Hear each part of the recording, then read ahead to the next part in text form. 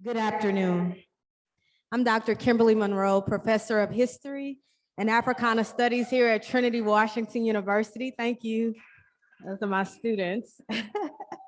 And I have the pleasure of introducing our speaker for this afternoon's session on African Americans in Africa, Race in a Global Context. Dr. Nemata Blyden is Professor of History and International Affairs at the George Washington University. She holds a BA in History and International Relations from Mount Holyoke College and a Master's in Philosophy and PhD from Yale University. Dr. Blyden specializes in African and African diaspora history. She recently co-authored Between Africa and America, Recalibrating Black Americans' Relationship to the Diaspora with Dr. Jeanette Eileen Jones. Her 2019 book, African Americans in Africa, A New History, was published by Yale University Press, provides an introduction to the relationship between African Americans and the African continent from the era of slavery to present, examining the diversity of African American identities, the relationships with region, ethnicity, immigration, and slavery to investigate a fundamental area of African American studies. She is the author of West Indians in West Africa, 1808 to 1880, A Diaspora in Reverse. And Professor Blyden was a consultant for In Motion, the African American migration experience for the Schomburg Center for Research in Black Culture. Professor Blyden has lived in Africa, Europe, and the Soviet Union. Trinity, please join me in welcoming my mentor, Dr. Nemata Blyden.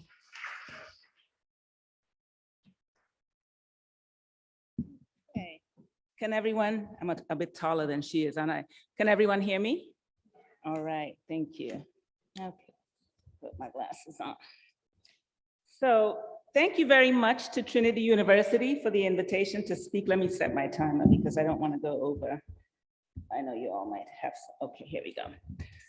For the invitation to speak, in particular to Dr. Kimberly Monroe for facilitating my visit.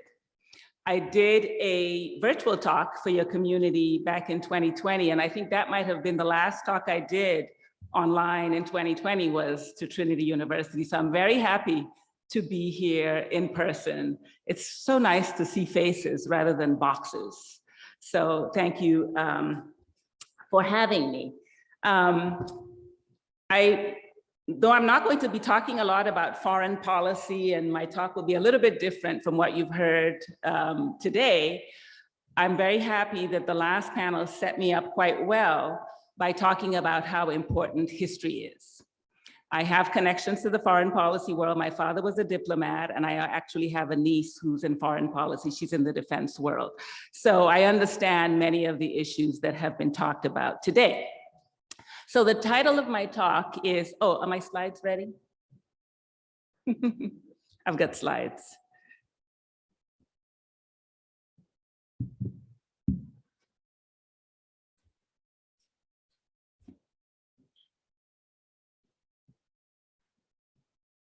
I can start while he's putting them up. So my title for today is African Americans in Africa, Race in a Global Context. In May 1935, the Baltimore Afro-American reported a parade in Harlem, New York. 2,000 people marched to the Abyssinian Baptist Church in protest of Italy's invasion of Abyssinia, later Ethiopia.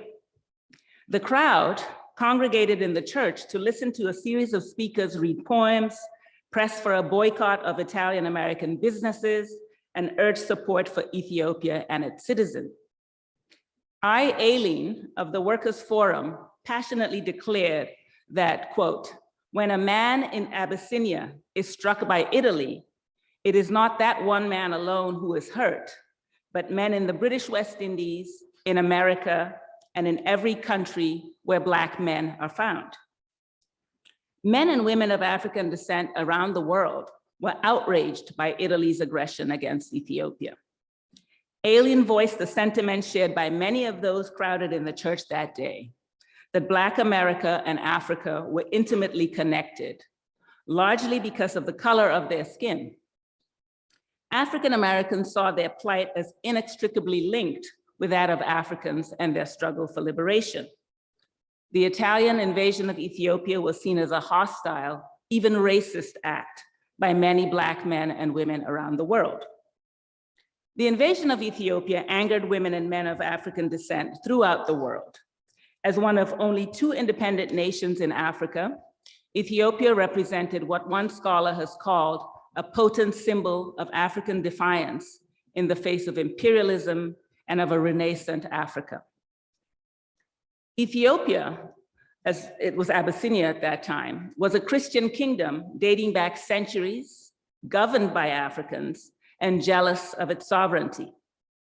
Italy had long tried to colonize the kingdom, but failed in the face of African resistance. Early in 1896, the Ethiopians had fought off Italian attempts to annex their territory. Haile Selassie's coronation as emperor in 1930 also caught the attention of Blacks around the world as they watched a Black man crown the head of a self-governing African empire. When Italy invaded Abyssinia once again, Africans and African Americans spoke out against this affront to the nation's sovereignty. The African American press reported extensively on the ensuing war between Italy and Ethiopia. Activists organized demonstrations and protest marches, such as the one in Harlem. All over the country, organizations helped raise funds for the Ethiopian cause. The Pan-African Reconstruction Association, the International African Progressive Association, the Detroit Committee for the Aid of Ethiopia, and the Association for Ethiopian Independence all raised money. Rallies were organized by groups like the Negro World Alliance in Chicago, the Provisional Committee for the Defense of Ethiopia in New York, and the Ethiopian Relief League in Miami. Black leaders and academics like Ralph Bunche, who I'll talk about a little bit later, and Leo Hansberry of Howard University formed the Ethiopian Research Council in 1934. The Medical Committee for the Defense of Ethiopia sent medical supplies to the African nation. African Americans from all walks of life spoke out against Italy's aggression, even as they faced similar racial assaults at home. Next slide, please. The enthusiastic response and support of Black Americans prompted the editor of the Chicago Defender to worry about whether African Americans were losing sight of the need to concentrate on struggles at home. In an editorial, he cautioned, "Don't do it, young men and women. There is too much for you to do at home." And he wondered if you suppose your conditions are better than those of the warriors of Ethiopia.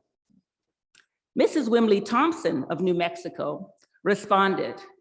She asked, "Don't we owe them something?" She thought so. "One must remember that we didn't come to this country on our own accord. So why should we battle for something we will never receive? Justice. Ethiopia is our country, and as long as there's blood in our veins, we should love and respect it as such." She condemned the treatment of Black Americans and called on their support for Ethiopia, concluding that Ethiopia may someday prove to be a place for our future children. Mrs. Thompson clearly recognized that the violence against Africans in Ethiopia warranted as much resistance as the unfair conditions faced by Black Americans. African Americans boycotted Italian businesses, and individuals volunteered to fight in the Ethiopian army. Next slide, please. Hubert Julian and John Robinson served as pilots for Emperor Haile Selassie, who years later would acknowledge the contributions of African Americans. He said, "We can never forget the help Ethiopia received from Negro Americans during the crisis. It moved me to know that Americans of African descent did not abandon their embattled brothers, but stood by us." While African Americans spoke out against European occupation of Africa, they pushed for changes within their own communities. Many began to understand their experience in broader and more global terms. Many began, seeing parallels between their situation and that of African descended people worldwide. Black Americans connected Ethiopia's plight with that of the larger African world, and many saw a direct correlation between their situation, experiencing racism and marginalization, and events happening in Ethiopia. An extract from the Daily Worker illustrates how some Black Americans understood this act of aggression. A strongly worded editorial declared that the struggle against the projected rape of Abyssinia is inextricably linked with the fight against war and fascism for Negro liberation, for the national independence of the peoples of Africa and the West Indies, for unconditional equality of the Negro people everywhere, and for self-determination for the Negro majorities in the Southern Black territories of the United States. The NAACP weighed in, noting, when all is said and done, the struggles of the Abyssinians is fundamentally a part of the struggle of the Black race the world over for national freedom, economic, political, and racial emancipation. Although some African Americans had always shown an interest in what was happening on the African continent, perhaps for the first time in the 1930s, a growing number of Black Americans compared their struggles for civil rights with African struggles against colonialism and racism. Increasingly, they began to think of color or race as international issues, observing that racism overseas was not distinct from segregation and racial inequality in the United States. From the 1930s to the 1950s, African Americans agitated, advocated, and spoke out on behalf of Africa and its people. During the Cold War, as the United States recognized the continent's importance, African Americans played a leading role in the new relationship between Africa and the United States, advocating on Africa's behalf and helping to shape American foreign policy toward it. By the early 20th century, European colonizers had consolidated their hold in Africa. Colonialism was characterized by a racial domination like that which existed in the United States. Strong elements of racism, cultural imposition, and economic exploitation marked the relationship between European colonizers and their African subjects. The historian Christopher Fife, writing about racial rule in Africa, describes the use of race as, quote, political control. Authority in colonial Africa, he observes, was white authority, exercised through the presence of an imputed white skin. Although Africans were a majority in the colonies, they were subordinated and their resources exploited under the guise of European superiority. Many African colonies, like the American South, were segregated spaces. This was true not only of settler colonies such as Kenya or Rhodesia, but for example, in Sierra Leone, Africans complained when British colonizers implemented a policy of segregation. One discontented resident of Freetown observed, "The European in West Africa is generally a snob. He lives his every day of his life trying to find ways of asserting his authority and of showing his contempt for and superiority to the African." The result of that, he noted, was the deepening of race prejudice, the heightening of race pride among Europeans, the inculcation of the spirit in natives of antagonism and opposition to European pride and arrogance, and the wielding of native forces to assert their own rights as a race. White rule was firmly established in African colonies, excluding Africans from more than subordinate positions. The few Africans qualified to hold these positions resented their marginalization and began to push for change. The period between the two world wars was the beginning of a nascent nationalism in African colonies. In the 1920s and 30s, local organizations for self-help and improvement were formed in African colonies to protest colonial injustices and inequalities. A newly educated class of Africans found work as interpreters, clerks, clergy, teachers, and businessmen. This group would launch an early form of nationalism, demanding that injustices be redressed and for abuses of colonial rule to stop. Pan-Africanist in their outlook, they were often the direct products of the colonial system. Some had been educated in the United States and drew on their American experience to craft their anti-colonial language and strategies. African Americans had entered the 20th century disenfranchised and subject to increased violence. Though slavery had been abolished, the actual bondage of Black Americans continued in the face of discriminatory legislation and practice. Most white Americans, like the European colonizers I just mentioned, believed that they were superior to Blacks, and as one historian observes, the Southern way had become the American way.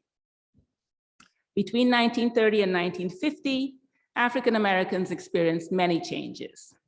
In the South, Jim Crow laws hampered their progress, and racial terror, lynching, and other forms of intimidation continued to define their daily lives. Although rapid industrialization had broadened opportunities for many, Black Americans were still regarded as second-class citizens in northern cities. They faced discrimination in public housing, employment, public accommodations, public transportation, and the workplace. Although strides had been made in the courts, white prejudice and the weight of tradition perpetuated segregation. Next slide, please. W.E.B. Du Bois, fresh from the Pan-African conferences, which had brought African-descended people to discuss issues facing them and addressing their plight in the various colonial and segregated spaces in which they lived, understood this situation. Du Bois, who in 1903 had observed that the problem of the 20th century is the problem of the color line, the relations of the darker to the lighter races of men in Asia and Africa, in America, and the islands of the sea, pronounced that African Americans were a, quote, a peculiar sort of American. Because of discrimination, prejudice, and economic hardship, he believed they would be drawn nearer to the dark people outside of America than they would to white Americans. Although large numbers of the Black population did not or could not identify with Africa, they got involved with African issues and advocated on its behalf. This was the case of the actor, singer, and activist Paul Robeson. Next slide, please. Robeson was born in 1898, the son of a formerly enslaved father. Educated at Rutgers University, where he was an All-American football player, he was one of the most famous Black Americans to draw parallels between the condition of African-descended people in the United States, Africa, and the Caribbean. In his valedictory speech at Rutgers in 1919, he declared, "We of this less favored race realize that our future lies chiefly in our own hands.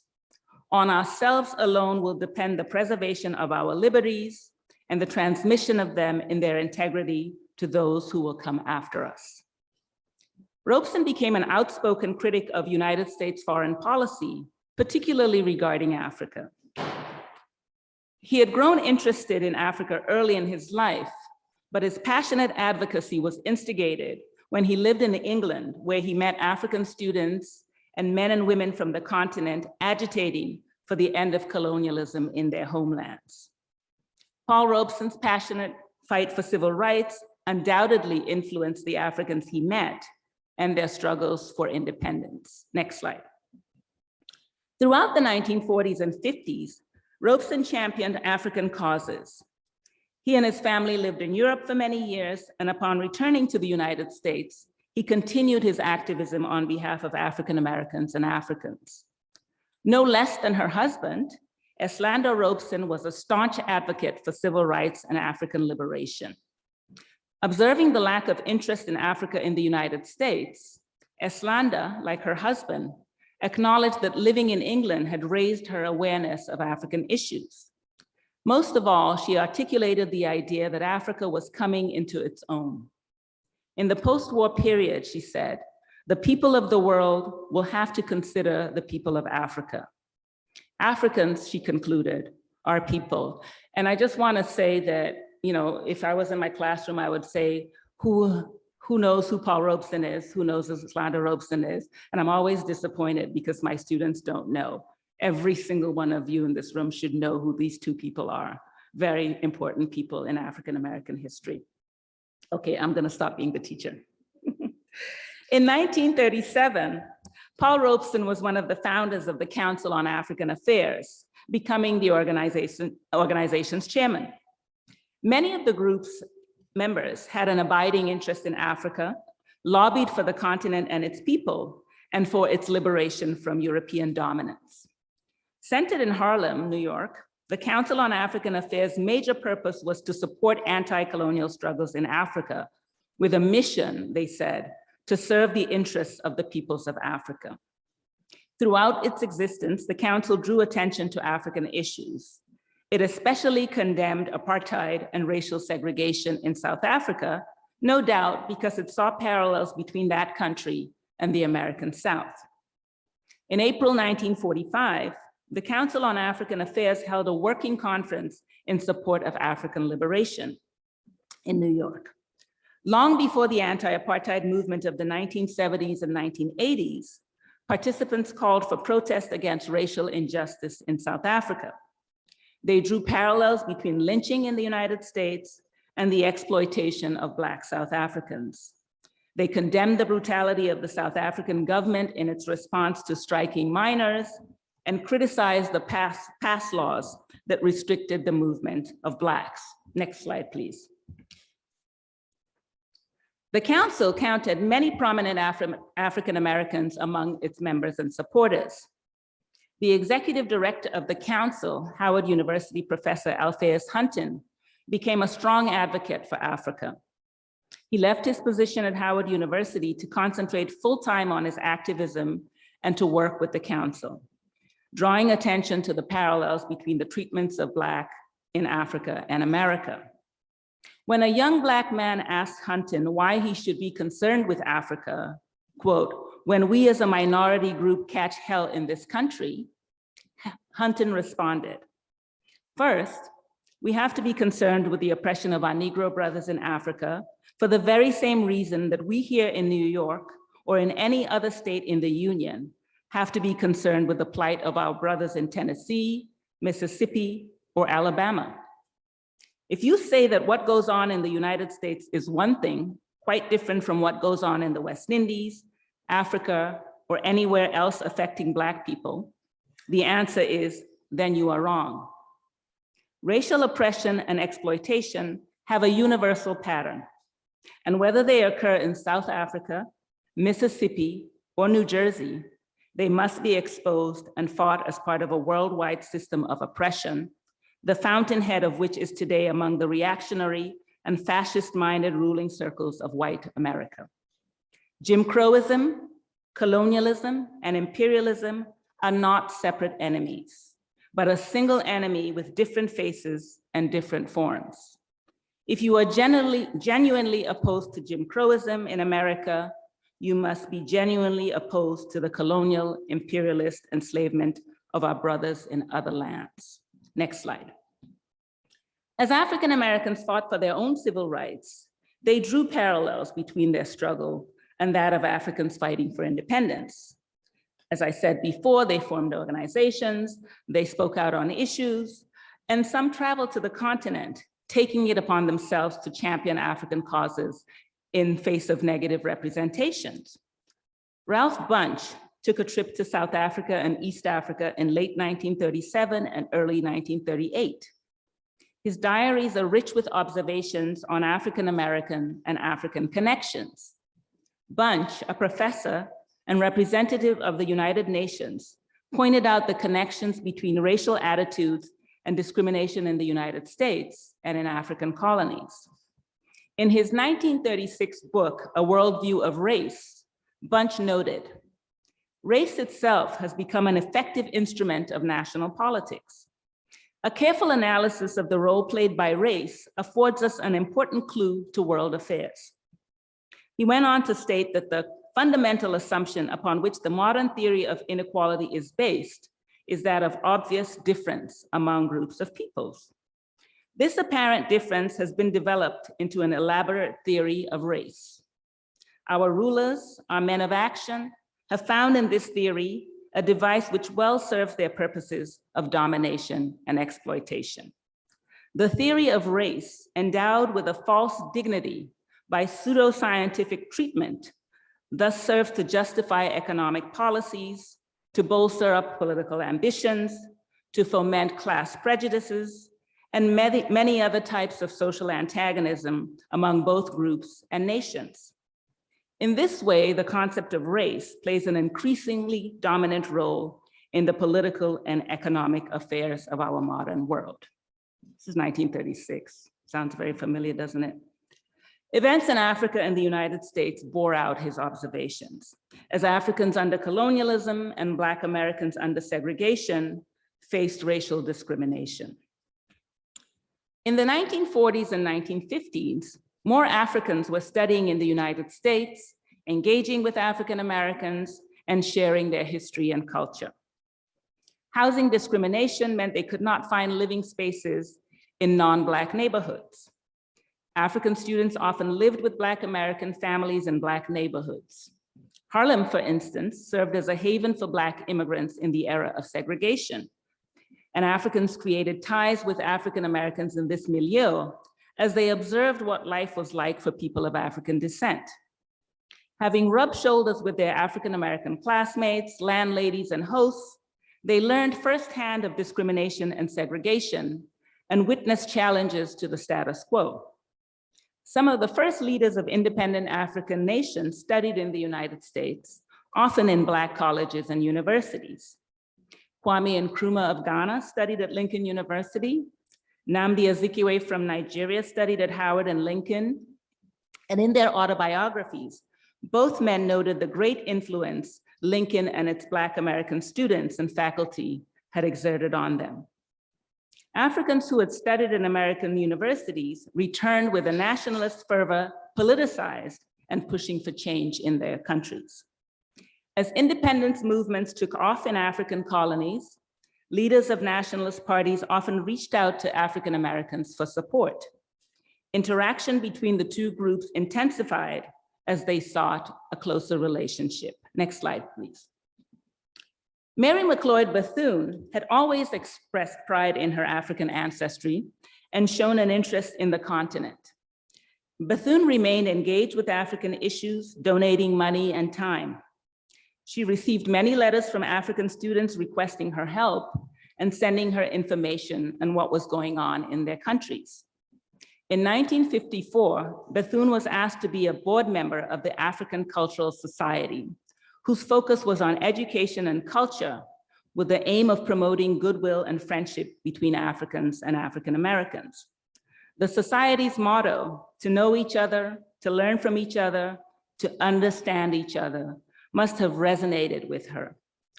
Bethune expressed her continuing regard for the continent and its people by noting, "I am much interested in Africa." The 1950s and 60s saw greater African-American engagement with Africa as the civil rights movement in the United States paralleled liberation struggles in Africa. We know that African nationalist movements influenced Black Americans, shaping the discourse on civil rights. African Americans often drew their government's attention to the fact that while Black American citizens continued to live under discrimination and segregation, their counterparts in Africa were achieving gains under colonialism. By the mid-1950s, it was clear that colonialism was on the wane in Africa. As Africa gained its independence, Black Americans continued to struggle. In the late 50s and 60s, Black Americans pointed out the contradictions between US foreign policy and its domestic policies towards its Black population. American foreign policymakers often did not see or refused to acknowledge the connection between domestic civil rights struggles and the rise of anti-colonial movements in Africa and Asia. For them, the race problem was a domestic issue. African Americans, however, had always seen that relationship and began to lobby for participation in foreign policy making. As one scholar has noted, the beliefs that color was an international issue, that colonialism, apartheid, and racist attitudes overseas could not be divorced from domestic segregation, disenfranchisement, and racial inequality that the United States, to have a truly representative foreign policy, one which would signify to the world, especially Africa and Asia, that America's talk of freedom, equality, and justice for all was something more than mere rhetoric, needed a Black voice and presence in the Department of State and Foreign Service. So these young women that you heard talk about today have come a long way, in other words. In contrast to white foreign officials, he notes, race was a constant feature of their lives. It defined who they were and how they lived in American society, one which gave them a unique perspective on US foreign policy. African Americans pointed out the damage to the United States image and reputation around the world because of racial discrimination and segregation within its borders. They pushed for more Blacks in the US Foreign Service to show the world that its foreign policy, quote, recognized that people of color must have a voice in mankind's future. It was in this context that Ralph Bunche pronounced that, quote, segregation handicaps the nation in international relations. African Americans were gradually hired in the Foreign Service, although many of the posts they were assigned to were countries with Black and brown populations. So there was this tradition when African Americans began to be hired of what were called Negro, quote, Negro circuit posts, where African Americans would be posted not to countries in Europe, for example, but to countries in Africa or in Latin America with brown and Black populations. Next slide, please. Even within its own borders, the United States contended with foreign policy issues surrounding racial discrimination. As African countries gained independence in the 1960s, they sent diplomats and government representatives to the United States, where they frequently experienced elements of Jim Crow, long faced by African Americans.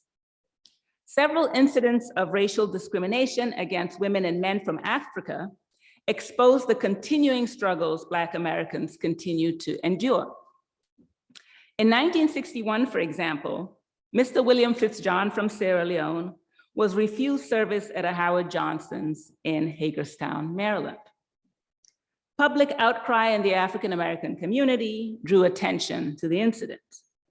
Both the Black and mainstream press reported the episode, resulting in what one scholar has called a crisis of American foreign relations.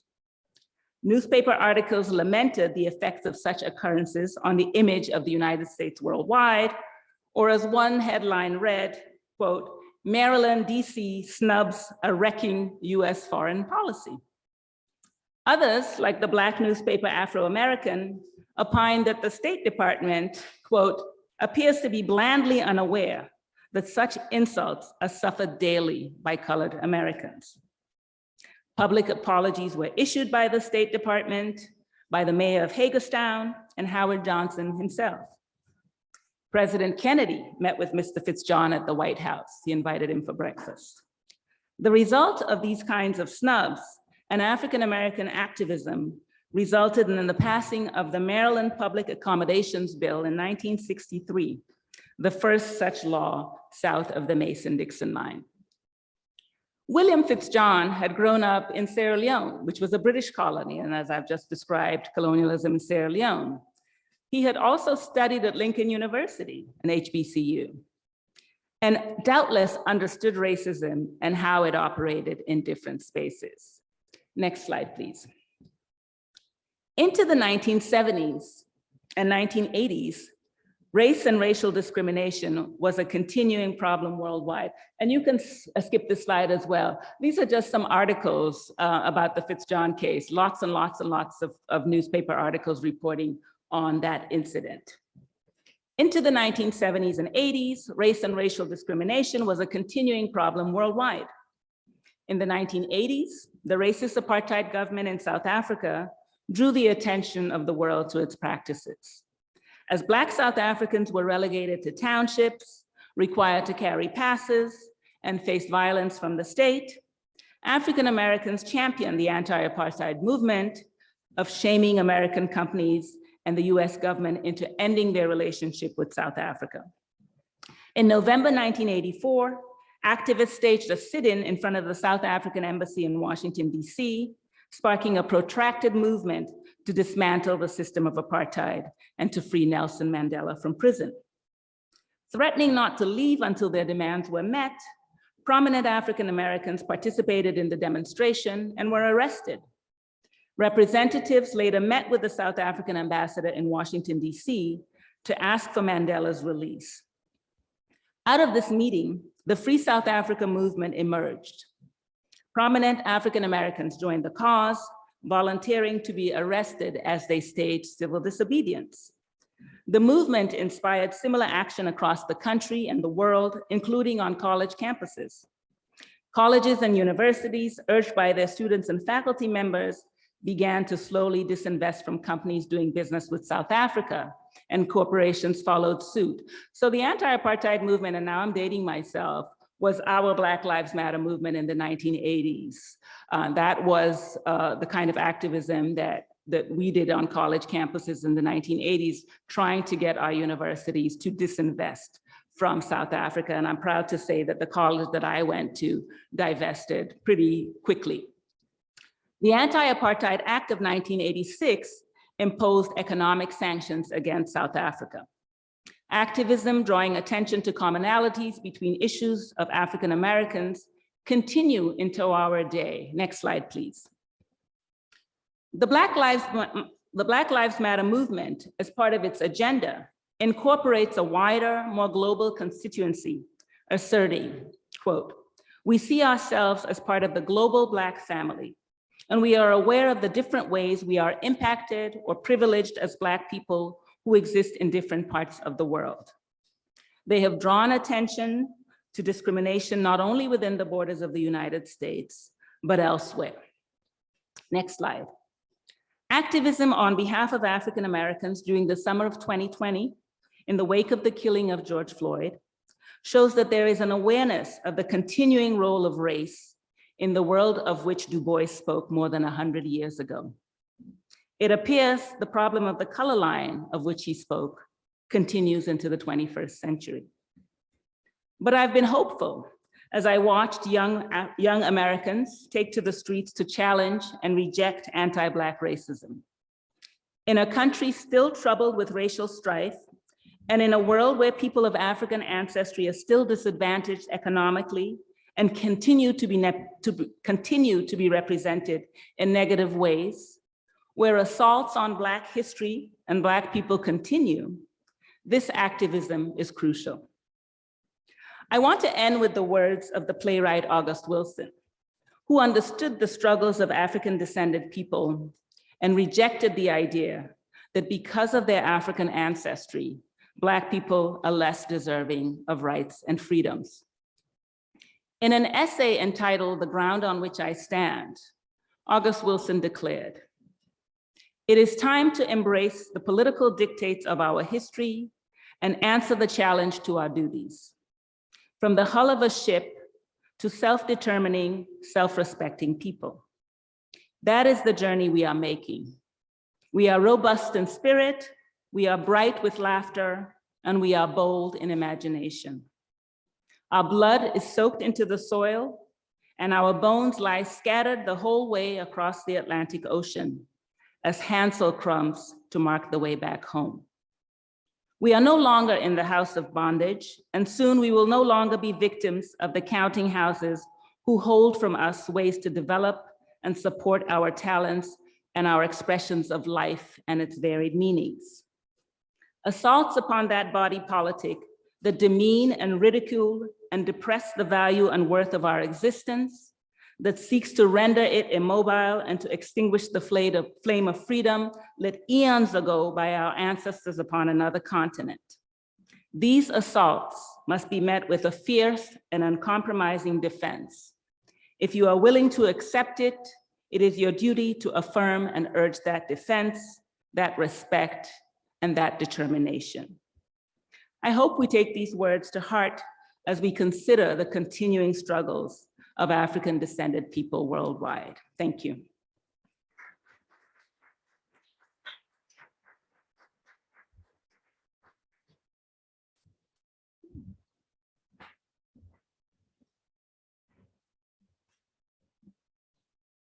Thank you so much, Dr. Blyden, for that very informative and well thought out presentation. So much that connects to the entire symposium and much of what we've talked about today in terms of foreign policy, racial discrimination, et cetera. I wanted to just start off with you telling us a little bit about your genealogy, right? Your family and how you got into this work of studying history. Thank you. Can you all hear me? Is this thing on? Yeah. All right.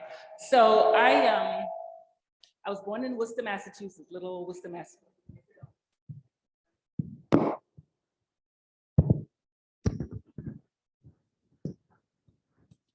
So I was born in Worcester, Massachusetts. That's my mother's hometown. My mother is African-American. She was born in Worcester. And she met my father in the 1950s. He was from Sierra Leone. He had grown up in Sierra Leone, but he had heritage in the Caribbean. Those of you who know African history might know the Blyden name. I have a pretty famous ancestor. And they met and went to Africa and had 7 children. I'm the last of those 7. And so I grew up in a family that stressed the importance of history, stressed the importance of Black history, African descended history in particular. So I suppose it was natural for me to do this, to get into studying history. I was gonna go to law school when I was in college, and then took a really fantastic history class in my junior year, and the whole trajectory of my life changed. And I'm very passionate about passing on the history of African descended people, which for so long has been marginalized, hidden, and apparently it continues to, at least there are those who continue to try and marginalize and hide that history. And so that's a passion of mine. So that's sort of my life story. In between, I went to high school in Sierra Leone, West Africa. I came to college here. I went to women's college. I went to Mount Holyoke College. Yay, women's colleges, right? And here I am in Washington, D.C.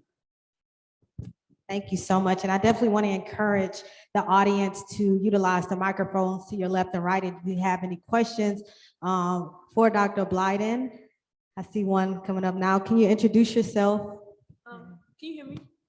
Hi, my name is Shola Chantel. I'm a senior, and I've taken several classes with Dr. Monroe.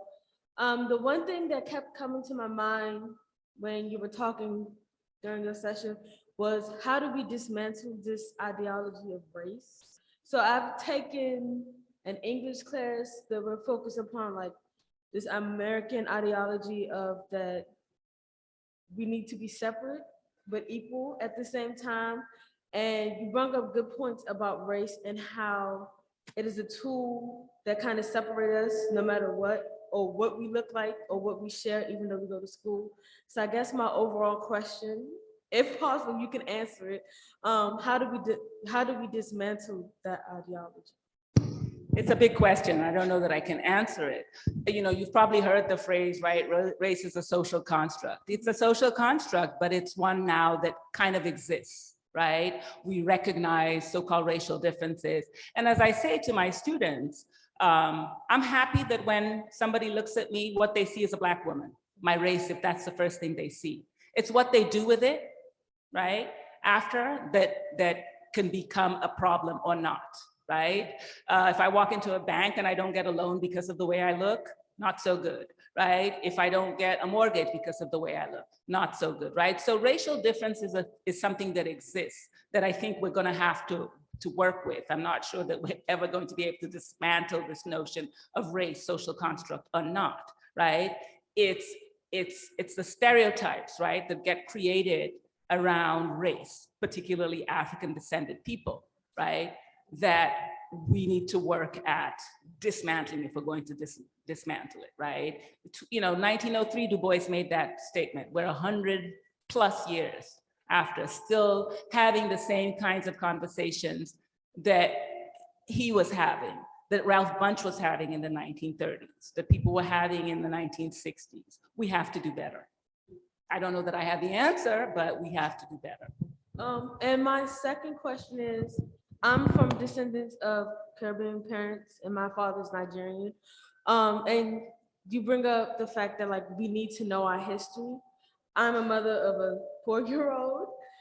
Another question that I have is, when you say remember our history, how can I go about not only passing along our history, but teaching it as well, especially in a school system that teaches a history book that is written by winners, if that makes sense. So I have 3 children. My youngest is about to graduate from college, so I don't have to worry about them in the schools anymore. But when they were in the schools, we are not private school people, we are public school people. I volunteered in their schools, I gave talks. So I'm in Virginia. And in Virginia, anybody from Virginia here, if you went to school in Virginia, when you were in 3rd grade, you learned about the Empire of Mali. And so when my kids got to 3rd grade and I found this, I was like, how does this happen? How does Virginia teach about the Empire of Mali? Somebody was in the right room when the curriculum was being set and said, we need to do a rotation. What should we have our 3rd graders learn about in social studies or whatever it is? And somebody said the Empire of Mali. Not the greatest, they do a pretty good job, right? So these things happen, but we don't have the excuse anymore that there is not work available on Black history. There's tons of work, books, websites, right? And I'm not talking about Wikipedia, right? That we have access to if we want to learn about Black history, right? How an 18-year-old in college does not know who Paul Robeson is heartbreaking, because you can find so much information about him on the web. So we need to take responsibility as well. Give it, my kids would come home Thanksgiving with the turkey and the whatever, telling me the narrative about the first Thanksgiving. And I would say, no, not really. This is not really how it happened. Kids are never too young to learn about particular aspects of history. At every stage, there are ways you can teach children, even a 5-year-old, about slavery. Yeah. Right? Thank you. Good afternoon. My name is Courtney Carrington. I am the Vice President for the Black Student Alliance. And I have 2 questions for you. The first question would be, what and who gave you the courage and inspiration to be a voice and historian for the community? The voice and historian, because again, history, yeah. So as I said, my family history, I grew up with my dad telling us, stories about famous Black people, his grandfather, my great-grandfather, or other, famous people. I knew who Du Bois was by the time I was 10. So it was something that I encountered in my family. But honestly, and then I also went to school in Sierra Leone. And there I learned, we had some African history. Sierra Leone had once been a colonial space. So when my dad was going to school in Sierra Leone under colonialism, he didn't learn African history. He knew a lot about European history, but not about African history. But by the time I went to high school in Sierra Leone, they were teaching African history. So I had an African history teacher, so I learned a little bit about African history. And then when I got to college, and for most students, it's when they get to college that they have an opportunity to learn about Black history. It's a shame. But, so I say to all my students, you should take an African-American history class, whether that's your major or not. Thank you. And then my second question would be, being an accomplished author and professor, could you share a piece of advice for those that struggle with like a lack of self-esteem or that struggle with feelings of imposter syndrome? Because I know going through the motions of college, being like a first-generation student on my parents' side, even though I know that we've created and broken barriers to be in these spaces, but to continue to move on and have that voice of hey, we see you, what else can we build to help that? And that's a hard one. Again, I was lucky to come from a family that imbued confidence in me, but despite that, we all have these feelings of inadequacy, right? Just, all these things that I do, I still sometimes in places where I feel like, oh, should I be here, right? And I think that just, again, comes from the way in which, this society in some ways, right, has socialized people to believe that only certain people can do certain things, right? And so this morning's panel talked quite a lot about mentorship, right? And that, I would stress that. I would stress the importance of finding people. They don't always have to look like you. I'm still in touch with my advisor from college. She's now 93 years old. She's a white woman who taught me African history in college. And she was a mentor to me, and she continues to be a mentor to me. So finding people, right, who can provide mentorship for you, right? Or who you can just talk with about feelings of inadequacy. They can be members of your family, you know, they could be professors, right? I think that's the number one step in sort of jumping that hurdle, but also, right, recognizing that you wouldn't be where you were if you didn't deserve to be there, right? You wouldn't be at Trinity University if you did not deserve to be here. And don't let anybody tell you that that's not the case, right? Thank you.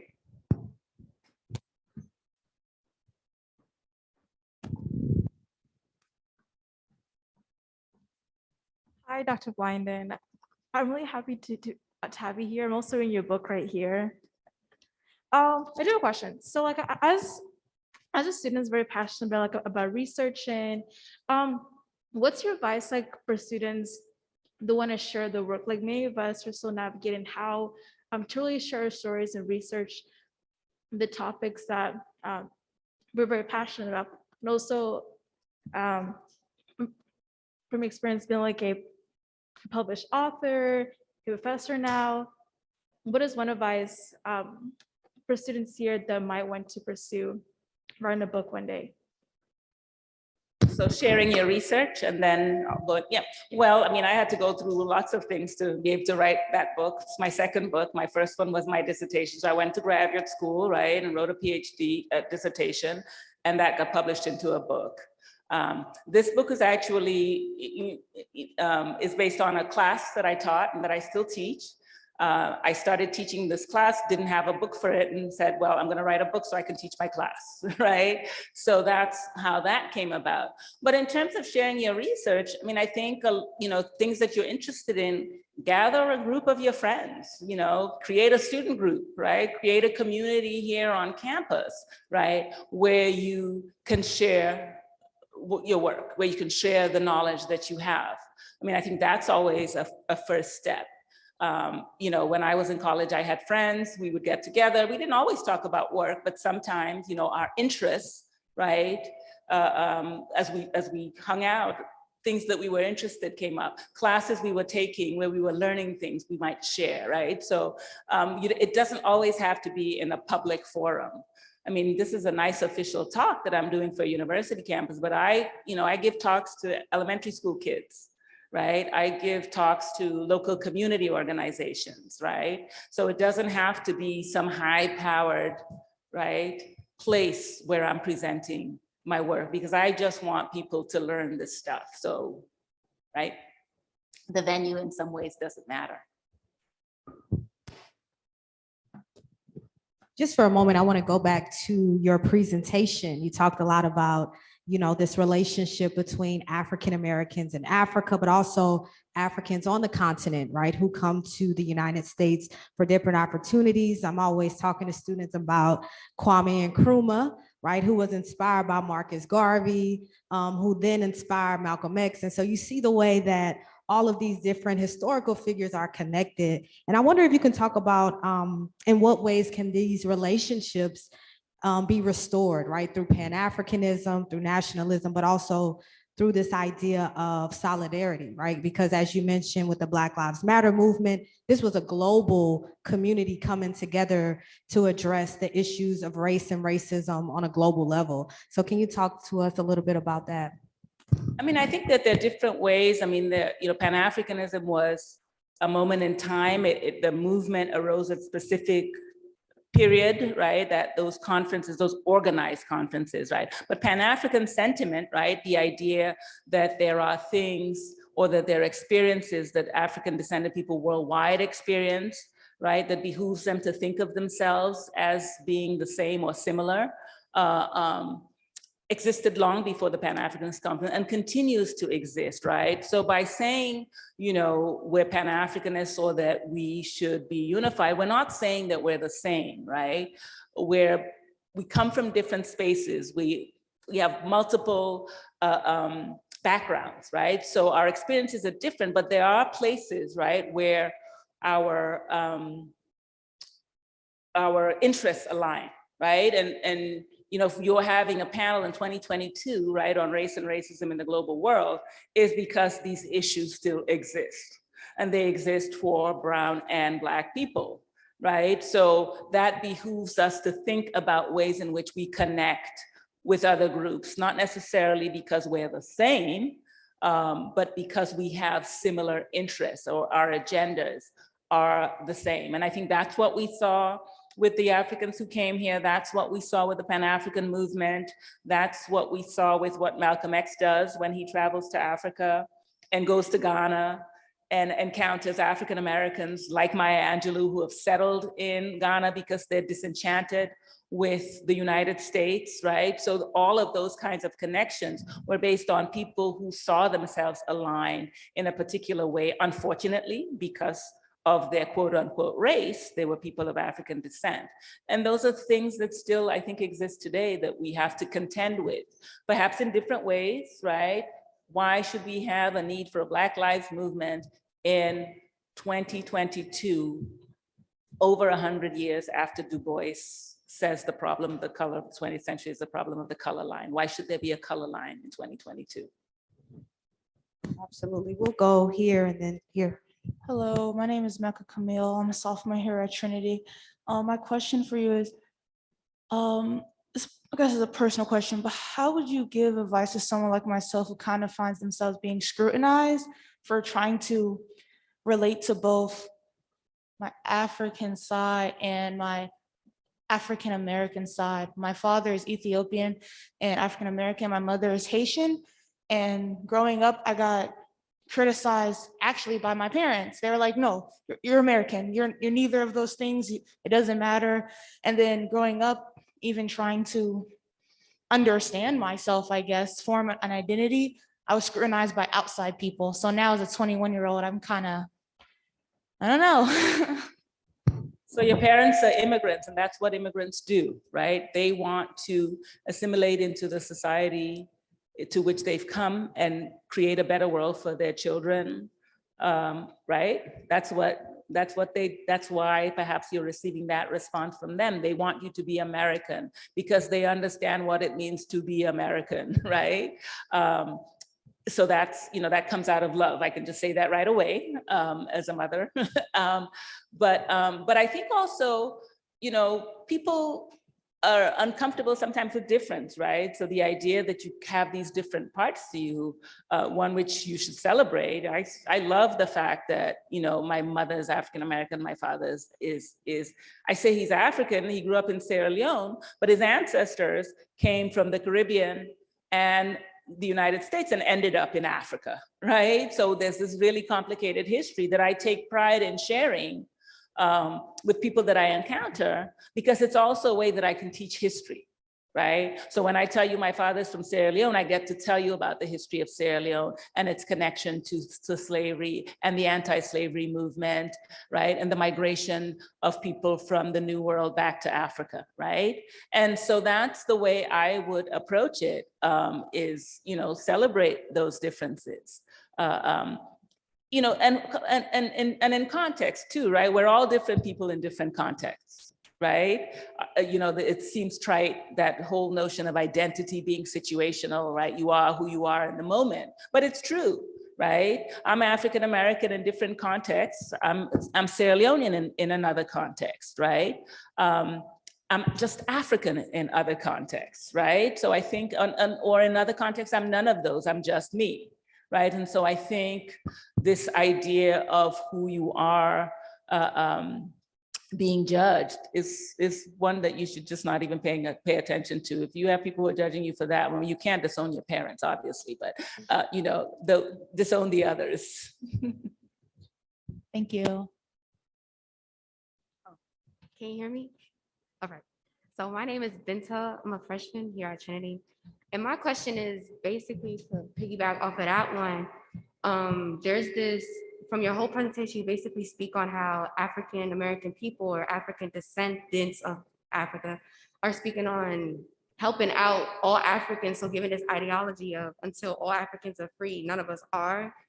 But I know there were the few African American people that believe that I'm just American and I have no type of connection to Africa. And I know now, especially on social media, there's this hashtag of basically saying like, I'm American. They're African-American people, but they're saying that I'm American. I have no connection to the Africans, and basically comparing struggles and saying that they have more struggles than the African people. So I just wanted to ask, like, where do you think that disconnect came from, or if it's a lack of knowledge, or like what it is? Because we all have a common struggle, and it's like, where does it come from? So I just want to ask if you can answer. I don't know. All of this, well, first I'll say you should read my book because that answers all of those questions. There you go. That answers all of those questions. And it's complicated, right? So one of the things that I talk about in my book, right, which is a book that really looks at this long history of connection between African Americans and Africans, right? And Africa, not Africans, Africa, right? Because those who were initially brought here as enslaved, perhaps new immigrants who are coming now who are identifying as African American and everything in between. But part of the story is also, right, about African Americans who are making a claim on this country, who are saying, yes, my heritage is African. Everybody knows that that's where my ancestry comes from, but the blood, sweat, and tears of my ancestors have flown in this country. And we have as much of a claim to this country as anybody else. I just finished quoting August Wilson, where in a 1987 interview that he did in Ebony magazine, he says, you know, reach into your Africanness, right? But your home is here. So August Wilson, as much as he recognized and appreciated his connection to Africa, never went to Africa. He had no desire to go to Africa, but he recognized it as part of his ancestry. He pulled on that strength, which I just talked about in that quote that I read from him, but says the home of the African American is the American South, right? So this notion that, you know, in between those who embrace and support and engage with Africa and those who reject it completely, there's all sorts of continuums, and African Americans have a choice about what kind of relationship they want to have with Africa, whether they want one or not, right? But having said that, just in saying, right, I'm not African, I'm American, in some ways recognizing your African ancestry, that was once a part of your history. Right? And that may just be enough. And that was enough for August Wilson, right? For someone else, it's more. It's wearing, you know, whatever, visiting, engaging more fully with the continent, right? But all African Americans have a claim to this country. That's what Wilson was saying. That's what David Walker was saying before him. That's what Frederick Douglass was saying, right? This country is just as much ours as white people, right? So just because I'm interested in Africa, I'll tell you the story of how I began to teach the class on which this book was based. I was teaching at the University of Texas at Dallas, and in 1994, I'm really dating myself. In 1994, we woke up one morning and there was an article in the newspaper, a Black family in Texas, near where we lived, had woken up in the morning and somebody had spray painted "Go Back to Africa" on their garage. And I remember reading the article and thinking, well, where were these people supposed to go? These people who had probably been here whose ancestors had been here for hundreds of years, had blood, sweat, and tears, right? Had helped to build up this country. Where were they supposed to go? And it was that question that I tried to answer for myself and for my students that made me teach the class on which this book is based, right? So this idea of, you know, just because I put African in front of my American doesn't make me any less American. St. Patrick's Day was yesterday. We don't have any problem with Irish, we're all Irish Americans on St. Patrick's Day. We don't have any problem with Irish being put in front of American on St. Patrick's Day when we all go out and parade and go to the pub, right? Why is it when African gets put in front of American, is it a bid on the part of, is there an assumption that it's because we're separating ourselves? No. Hello, my name is Vanessa Young and I'm a junior at Trinity. So my question is, as a West Indian, I feel like in the global Black community, we are separated because many of us have come from countries where we all felt like we belonged. However, when we migrate, we experience stereotypes, prejudice, and racism. What is your suggestion on how Black immigrants adjust to this situation or get through it? And immigrants have been coming to this country. We pride ourselves of being a nation of immigrants, right? So that's part of the long history of this country. And Black immigrants, in fact, the project that I'm doing right now is on African immigrants in the United States, late 19th, early 20th century, right? So Black immigrants have been coming to this country as voluntary immigrants, as distinct from those who were enslaved and brought here for at least a century, right? West Indians started coming here in the early 20th century, right? So immigrants have always been a part of this landscape.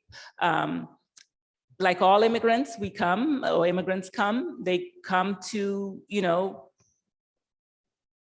uplift themselves, right? To rise up in the hierarchy. Most immigrants who come face some kind of xenophobia, face some kind of discrimination. If you know the history of American immigration, Irish immigrants faced it, Polish immigrants faced it, right? But white immigrants is eventually assimilated, right, into the white population. There's lots of scholarship on that, right? How Italians became white, right? Or how, Eastern European immigrants become white.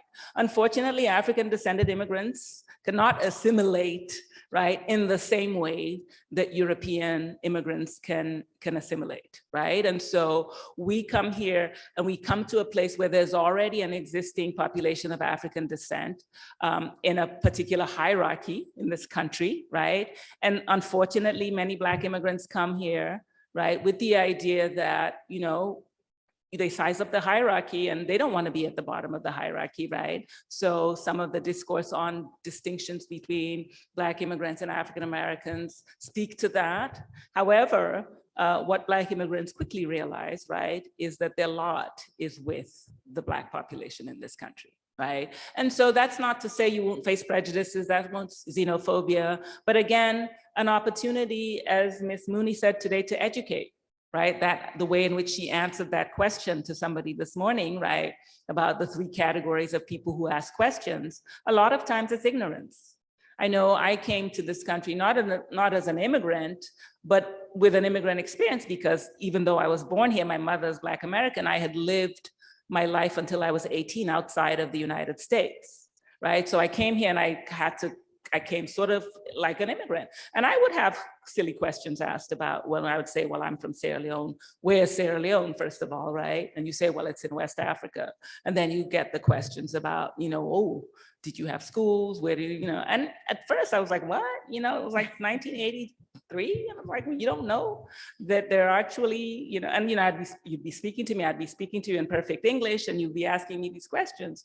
And I was foolish back in those days. And I would, answer in these crazy ways, like, oh yeah, we went to school in the jungle. 10% of Africa, by the way, is jungle. Only 10% is what we would classify as jungle. And I would say, we would be in the, the teacher would sit on a big log, we'd sit on the branches, and that's how I went to school. Now, you would be looking at me and I'd be speaking perfect English to you. Would you really think that that was true, right? But I realized that a lot of those questions came out of ignorance, and I stopped answering in that way because I knew that it was because people did not really know, right? And so you use these opportunities as Ms. Mooney, was that her name? The young woman this afternoon, you use it as an opportunity to educate. Thank you.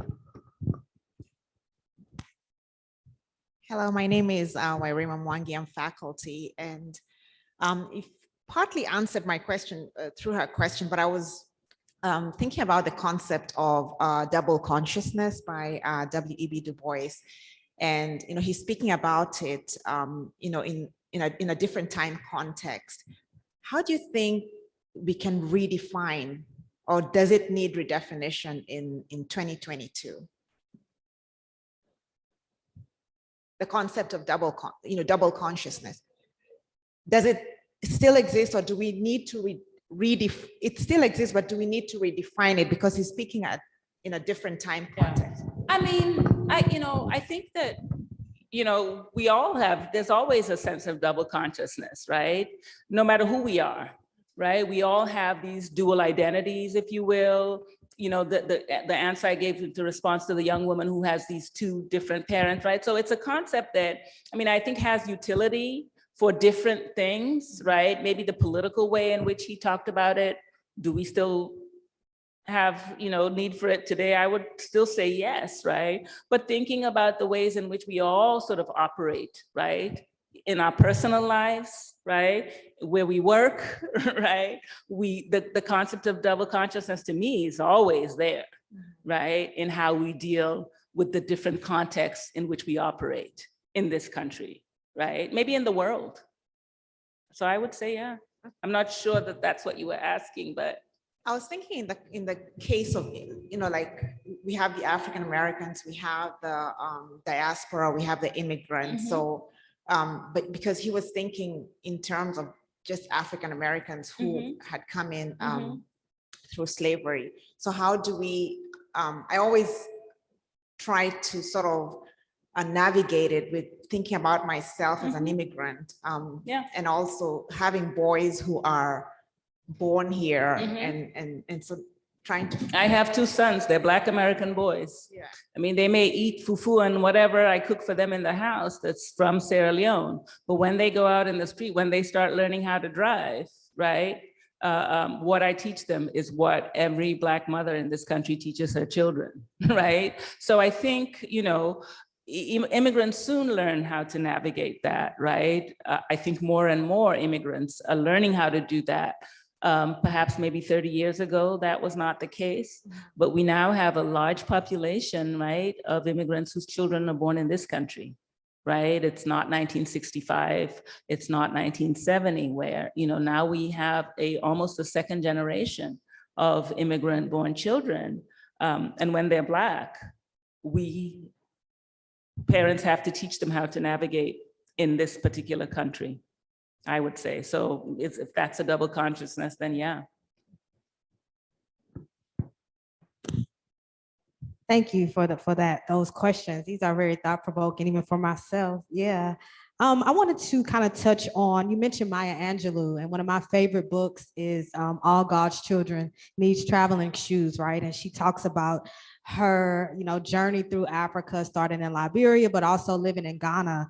And you've lived quite a few places, right? You talk about Sierra Leone, you've been here in the United States, but you've also lived in the Soviet Union. So I wanted to know if you can talk a little bit about those experiences, right, through a racial context, especially in the Soviet Union, and how important it is for our students to also think about themselves in terms of traveling and studying abroad.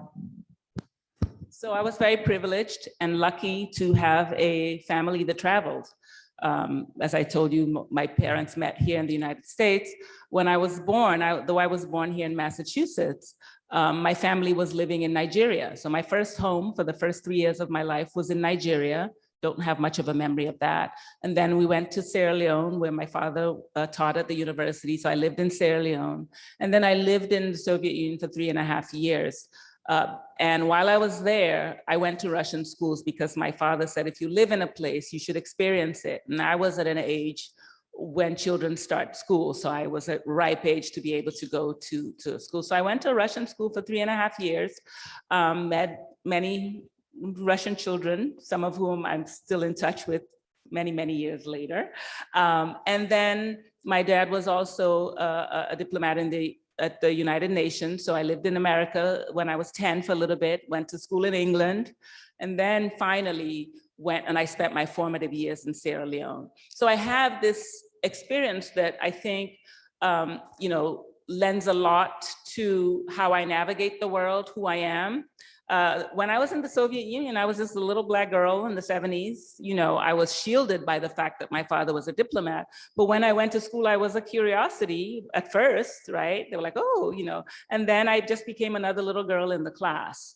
Did racism exist in the Soviet Union when I was there? Absolutely. I may not have faced it directly as a 6 to 9.5-year-old because I was, again, within the confines of the diplomatic world, but my 2 older siblings actually studied at Russian universities. And they came home and told us stories about racism, about the murders of African students in the Soviet Union while we were there. So absolutely.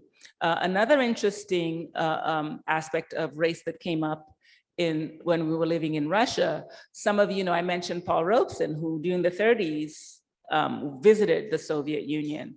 But some of you may not know that in the 1930s, disillusioned African Americans, just like many disillusioned African Americans left the United States and went to Africa, there was a small group of African Americans who left and settled in the Soviet Union.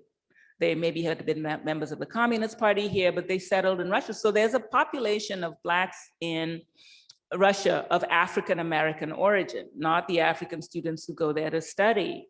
So when we went to Russia in the 1970s, when they found out that my mother was African American, which was interesting, she was the wife of an African, but when they found out she was African American, some of the descendants of those Black American Russians would come and visit my mother to ask her questions about being an African American and about the United States. Unfortunately, my mom didn't have much to tell them. She had left the United States for many years and lived in Africa, but they were so interested in the fact that she was an African American, so they would come and visit. So that's how I found out about that history of Black Americans who had lived in the who had gone to the Soviet Union. So race is central to the world, even in places where we don't imagine it to be. Some of you are listening to the news about what's going on in Ukraine right now.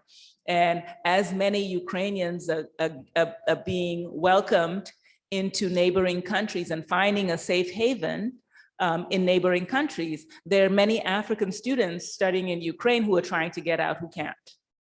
So, as we're talking about race in a global context, these things are important to think about and connect. Race does not just operate in America, right? It operates in different ways in different places around the world. I tried to talk about it in the context of colonialism in Africa and how it operated there, but it continues to operate in different parts of the world.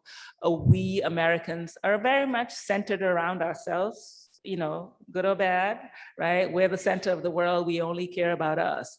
But on the issue of race, arguably it's important to think about the larger world and the ways in which race, because we travel, right?